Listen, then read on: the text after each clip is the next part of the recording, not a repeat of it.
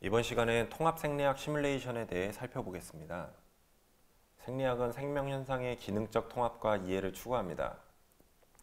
특히 의과대학에서 배우는 생리학은 항상성에 초점을 맞추고 있습니다. 항상성 또는 호메오스타시스는 19세기 프랑스 생리학자 클로드 베르나르가 제시한 개념으로 외부 환경 변화에도 불구하고 내부 환경이 일정 범위로 유지된다는 개념입니다. 일정한 체내 환경의 유지 기전을 이해하기 위해서는 다양한 기관들의 통합적인 작용을 생각해야 합니다. 체온이나 혈압의 유지에 많은 장기와 기관들이 관여하는 것처럼요. 오늘 사용하는 시뮬레이션 프로그램은 미국 미시시피 대학의 가이튼 연구그룹에서 제작한 퀀터터티브 서큘레이터리 피지올로지 QCP 2005입니다. 이름에서도 알 수 있듯이 주 목적은 심혈관계 기능을 관찰하기 위한 것입니다. 2005년에 제작한 프로그램이지만 대부분의 컴퓨터 환경에서 잘 작동됩니다. 다만 프로그램의 경로 이름을 영어로 만들어서 실행하길 권장합니다. 한글 폴더에서 프로그램을 실행시킬 경우 실행이 안 될 수도 있습니다. QCP 2005.exe1을 실행하면 다음과 같은 화면을 볼 수 있습니다. 먼저 프로그램 인터페이스를 살펴보겠습니다. 프로그램은 크게 메뉴, 툴바, 그리고 결과를 보여주는 공간으로 구성되어 있습니다. 파일 메뉴에는 로드 이니셜 컨디션 메뉴가 있습니다. 이 메뉴를 사용하여 조건 파일을 불러올 수 있습니다. 다양한 성별, 나이, 조건이 준비되어 있으며 질병 상태의 환자 조건도 준비되어 있습니다. 후에 프로그램에 익숙해지면 환자를 로드하여 진단 및 치료를 찾아볼 수도 있습니다.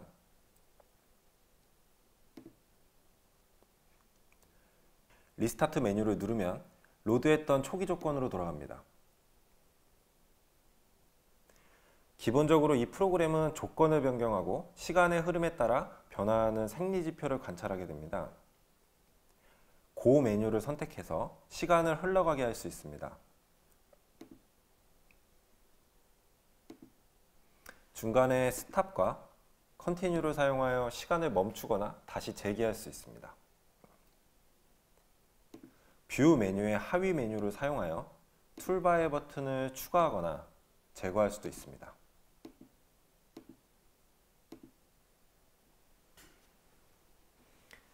초기에 제공하고 있는 몇 가지 기관 외에도 다양한 기관들을 살펴볼 수 있습니다.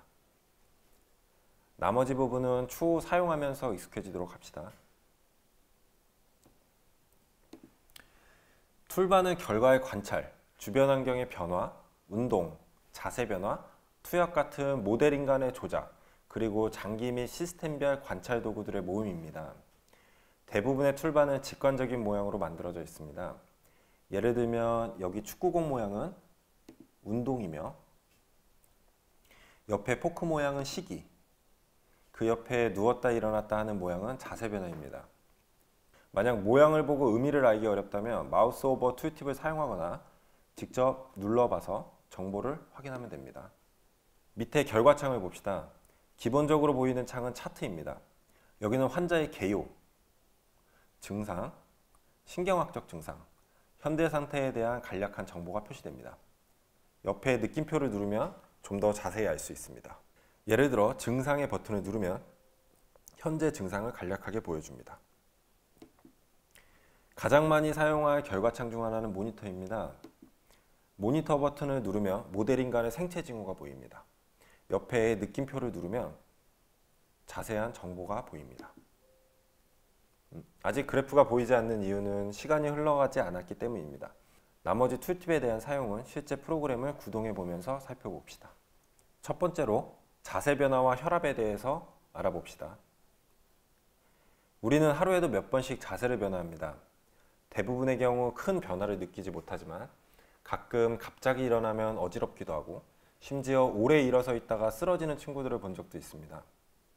이번 상황에서는 자세를 변화할 때 발생하는 생리 변화들 중 혈압과 심장박동 등을 위주로 관찰해 봅시다.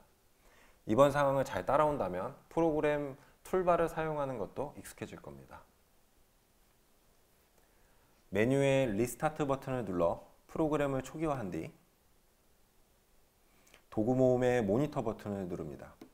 앞에서 설명하였듯이 시간이 흐른 뒤 변화를 살펴보기 위해 고 30min을 눌러봅니다. 버튼을 누르면 결과를 표시하는 부분에 다음과 같이 출력이 됩니다. 이제 자세 변화를 주기 위해서 Orthostasis 버튼을 누릅니다. Orthostasis는 자세를 변화하는 도구입니다. 왼쪽 사각형 안의 내용을 조절하여 자세를 조절할 수 있습니다. 현재는 누워있는 상태네요. Restraint는 피험자를 묶어놓고 강제로 자세를 변화시키는 틸트 테이블을 의미하며 Suggest는 피험자가 스스로 움직이는 것을 의미합니다. 현재 Restraint는 논이고 Suggest가 lying이니 피험자는 묶여있지 않고 본인 의지로 누워있는 상태네요. 즉 앞에서 관찰한 30분간의 모니터는 본인 의지로 누워있는 상태의 결과값입니다. 이번에는 피험자를 스스로 앉아보라고 해봅시다. Suggest Sitting을 눌러봅니다. 피험자는 앉은 상태입니다. 도구 모음의 모니터 버튼을 누른 뒤 고 30분을 누르세요. 어떤 변화가 일어났는지 살펴봅시다. 수축기 혈압이 감소하였고 이완기 혈압이 약간 증가하였습니다. 하트레이트도 증가했네요. 이번에는 피험자를 스스로 일어나게 해봅시다. 도구 모음의 Orthostasis 버튼을 누른 뒤 Suggest Standing을 눌러봅시다. 이제 피험자는 서 있는 상태입니다. 이 상태로 모니터 버튼을 누른 뒤 30분간 생리적 변화를 관찰해 봅시다. 고 30분을 누르세요. 이번에는 이완기, 수축기 혈압 모두 감소하였고 심박수는 조금 더 증가했네요. 다시 눕혀봅시다. Orthostasis 버튼을 누른 뒤 Suggest Lying을 눌러봅시다. 피험자는 누운 상태입니다. 이 상태로 모니터 버튼을 누른 뒤 30분간 생리적 변화를 관찰합시다. 고 30분을 누르세요. 혈압, 체온, 호흡수, 심박수에 어떤 변화가 일어나는지 살펴봅시다. 우리는 피험자가 누워있는 상태에서 30분 관찰하였고 피험자를 스스로 앉게 했습니다. 다시 30분 관찰한 뒤 피험자를 서게 하고 30분 관찰했습니다. 그 뒤에 스스로 눕게 해서 다시 30분 관찰했습니다. 기본적으로 프로그램의 구동 방법은 이렇습니다. 즉 일정 상황을 조절하고 이에 따른 결과를 살펴보는 겁니다. 모니터 결과에서 볼 수 있는 4가지 변수 외에도 툴팁을 이용하면 다양한 생리지표의 관찰이 가능합니다. 이 프로그램은 4,000개 이상의 파라미터로 구성되어 있습니다.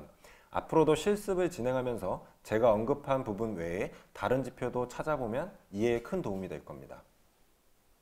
앞에서 살펴본 현상은 Autonomic Afferent Nerve, 즉 바로리셉터 리플렉스, 베인브리지 리플렉스와 깊은 연관이 있을 텐데요. 이를 살펴봅시다. 도구 모음에서 Autonomic Afferent 버튼을 누르고 Afferent Summary를 선택해 보세요. 처음 누워있는 상태에서 앉게 되면 중력에 의해 경동맥 압력이 떨어지게 됩니다. 경동맥의 카로티드 바디는 이 혈압 감소를 인식하게 되며 보상작용을 하게 됩니다. 시뮬레이션의 바로리셉터 리플렉스 부분은 감소한 혈압을 인식하는 것을 나타냅니다.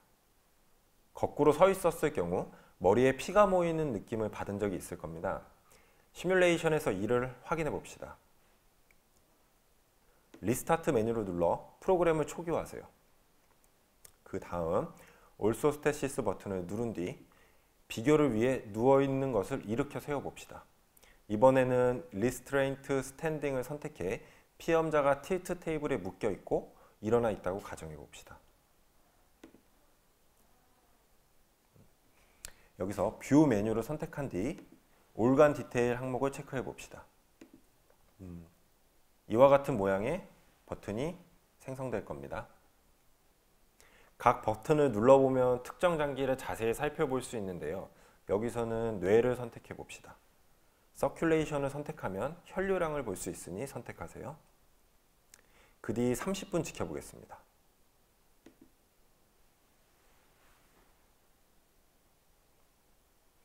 평형 상태에서 혈류량은 596ml/min 정도 되네요. 이젠 피험자를 거꾸로 세워봅시다. 올소스테시스 버튼을 누르고 리스트레인트 틸트를 선택한 뒤 각도를 마이너스 90도로 조절해 봅시다. 이는 거꾸로 세운 것을 의미하는데요. 다시 브레인, 서큘레이션을 선택한 뒤 30분 변화를 관찰해 봅시다. 고 30미니를 누르세요.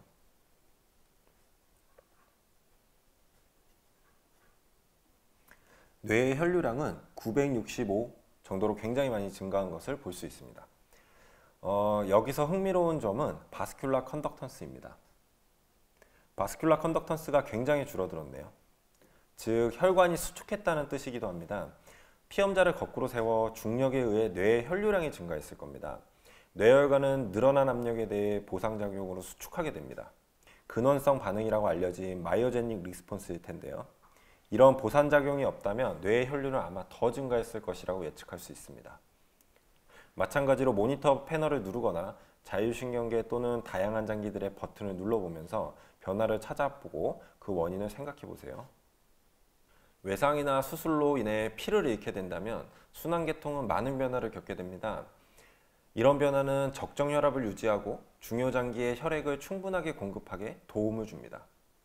이번 상황에서는 어떤 방식으로 인체가 실혈을 보상하는지에 대해서 살펴보겠습니다. 그림을 살펴보면서 갑자기 변화하는 동맥혈압, 즉 실혈에 대해 인체가 어떻게 보상하는지 생각해 봅시다. 실혈이 생기고 수초 내에 신속하고 효과적인 보상이 일어납니다. 먼저 실혈에 의한 물리적 자극으로 인해 바로리셉터가 신호를 보냅니다. 또한 줄어든 혈류량으로 인해 산소가 감소하고 이산화탄소와 수소이온이 증가하게 되며 이를 케모리셉터가 감지합니다. 두 가지 말초에서 일어나는 보상기전 이외에도 중추신경에서도 실혈을 감지합니다. 뇌관의 아랫부부인 바소모터 센터는 줄어든 혈류량에 의해 감소한 대사물질에 굉장히 민감하게 반응합니다. 바소모터 센터는 신호를 보내 다른 반사들과 같이 심박 출량을 높이게 됩니다. 이 세 가지 기전은 모두 몇 초 안에 일어나는 반응입니다. 실혈이 생기고 수분이 지나게 되면 우리 몸은 세 가지 기전을 통해 보상을 시도합니다. 말초혈관은 수축하여 혈압을 높이는 데 도움을 주며 ICF는 ECF로 이동하여 혈류량을 높이게 됩니다. 더 오랜 시간이 지나면 신체는 호르몬과 같은 신호단백질을 합성하여 장기적으로 혈압과 혈류량을 조절하게 됩니다. 혈압을 유지하고 장기에 혈액 공급을 하는 것은 굉장히 중요하므로 이처럼 많은 보상 기전이 동시에 작동하게 됩니다. 앞에서 언급하였던 통합적 이해가 필요한 부분이겠습니다. 실습을 통해 이 현상들을 관찰해 봅시다. 이번 실습에서는 실혈을 만들어 보고 이를 보상하기 위한 기전을 프로그램을 통해서 살펴보겠습니다. 먼저 실혈 상태에서 순환기 지표가 어떻게 변하는지 관찰해 봅시다. 메뉴에 리스타트 버튼을 눌러 프로그램을 초기화합시다. 도구 모음의 모니터 버튼을 누릅니다. 메뉴에 고의 5분을 눌러봅시다. 이제 혈액 버튼을 눌러 블러드 볼륨을 선택합니다. 이 메뉴의 아트리알 헤모리지 박스에서 실혈량을 조절할 수 있습니다. 아트리알 헤모리지 박스를 선택하고 스위치를 ON으로 켭니다. 블러드 볼륨을 1000으로 타임 스팬은 10으로 설정합니다. 느낌표 아이콘을 누르면 단위 정보가 보입니다. 우리가 설정한 상황은 1000ml의 혈액을 10분 동안 잃는 상황입니다. 즉 분당 100ml가 되겠네요.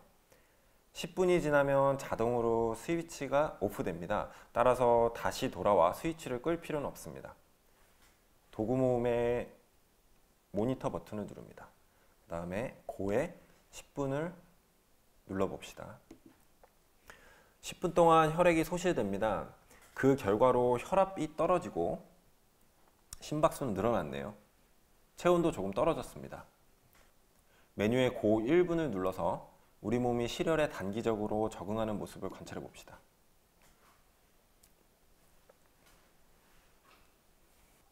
오토노믹 어페런트 버튼을 누르고 바로리셉터를 선택해서 관찰해 보세요. 실혈이 시작되자마자 바로 리셉터가 압력의 변화를 감지하는 걸 볼 수 있습니다. 좀 더 자세히 보기 위해서 스케일을 조절해 봅시다. 바로 리셉터 그래프 위에서 오른쪽 버튼을 클릭하세요. 그래프 그리고 리스케일을 선택하면 스케일을 조절할 수 있는 창이 뜹니다. 실혈이 시작된 5분을 관찰하기 위해서 X축 스케일을 4에서 6분으로 맞춰봅시다. X-애시스 탭을 선택한 뒤 미니멈 항목을 조절하기 위해서 아래에서 오토 스케일링을 5% 놓고 그 다음에 미니멈을 4로 선택하고 화살표를 눌러 4로 변하는 것을 확인합니다. 같은 방법으로 맥시멈도 6으로 조절합니다.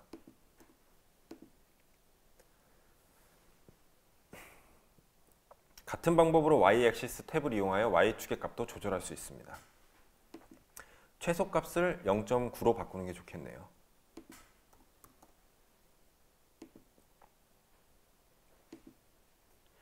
그래프 X축의 중간이 5분이 되겠고 실혈의 시작점일 겁니다. 실혈이 시작되자마자 바로 리셉터가 변하네요. 이런 방법으로 인체 내에서 일어나는 다양한 보상 반응을 관찰해 봅시다. 세 번째로 운동에 대해 알아봅시다. 운동을 하게 되면 조직의 산소 요구량이 늘어나게 되고 우리 몸은 호흡과 순환의 속도를 높입니다. 이에 더해 순환이 꼭 필요한 조직으로 혈류량을 늘려 효율적인 순환을 하게 됩니다. 이번 상황에서는 이와 같은 생리 현상을 관찰해 보겠습니다. 메뉴의 리스타트 버튼을 눌러 프로그램을 초기화합니다. 운동을 시킬 때 주의할 점은 올소스테시스 버튼을 눌러 피험자를 꼭 일으켜 세워야 합니다. 서제스트 스탠딩 상태로 만드세요. 도구 모음의 모니터 버튼을 누른 뒤 고 5분을 눌러 봅시다. 이번에는 혈액의 변화도 관찰하기 위해 체열을 해봅시다. 체열 버튼을 눌러 체열창을 띄웁니다. Take Sample Now 느낌표 버튼을 눌러 체열을 해봅시다. 4가지 검사를 할 수 있는데요. 정맥혈 전해 질량, 그다음에 소변 검사, 그다음에 동맥혈 가스, 그리고 정맥혈 가스 검사를 할 수 있습니다. 운동한 뒤 변화와 비교해 보기 위해서 여기 적혀 있는 값들을 메모해 두세요. 이제 본격적으로 운동을 시켜 봅시다. 운동 조절 버튼을 눌러 보세요. 먼저 운동 방식을 선택하겠습니다. 타입에서 트레드밀을 선택합니다. 트레드밀 박스에서 런, 속도는 6km/h, 그레이드는 0%를 선택해서 평지에서 6km/h로 뛰는 운동을 만듭니다. 도구 모음의 모니터 버튼을 누릅니다. 메뉴에서 고 30분을 눌러봅시다.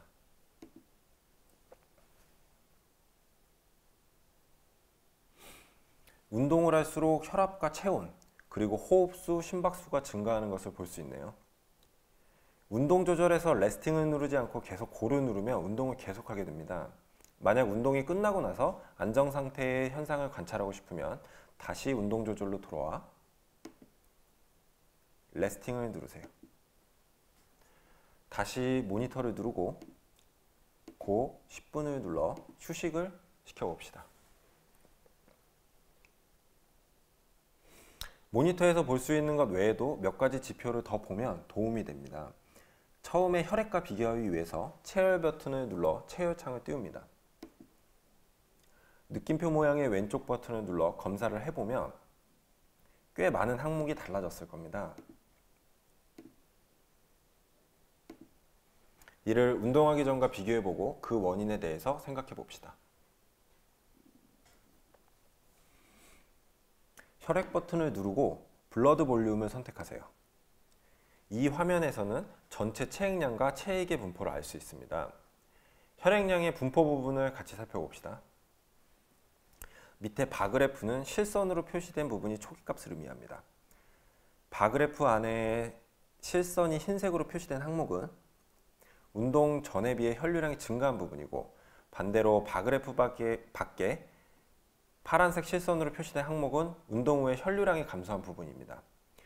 예를 들어서 레프트 하트는 혈류량이 약간 증가했고 말초 정맥은 혈류량이 많이 감소했네요. 운동의 강도를 조절해보면 좀 더 극적인 변화를 볼 수 있습니다. 달리는 속도를 12km/h로 2배 늘리고 60분으로 시간을 조절해보면서 피험자의 변화도 한번 살펴보세요. 마지막으로 운동을 멈추고 서 있거나 앉은 상태에서 각종 지표들이 회복되는 시간 및 경향도 비교해보세요. 이 실습은 QCP 프로그램의 사용법과 활용에 대한 간단한 안내입니다. 사실 여기서 사용한 피험자 모델은 굉장히 정교하고 복잡합니다. 앞에서도 이야기했듯이 4,000개가 넘는 파라미터가 서로 유기적으로 연결되어 있습니다만 이번 실습에서는 간단한 생리지표만 살펴봤습니다. 실습 시간에 공부한 사용법을 응용하여 다양한 지표를 자유롭게 살펴보고 그 변화 이유에 대해서 생각하면 생리학을 통합적으로 이해하는 데 도움이 될 것입니다. 감사합니다.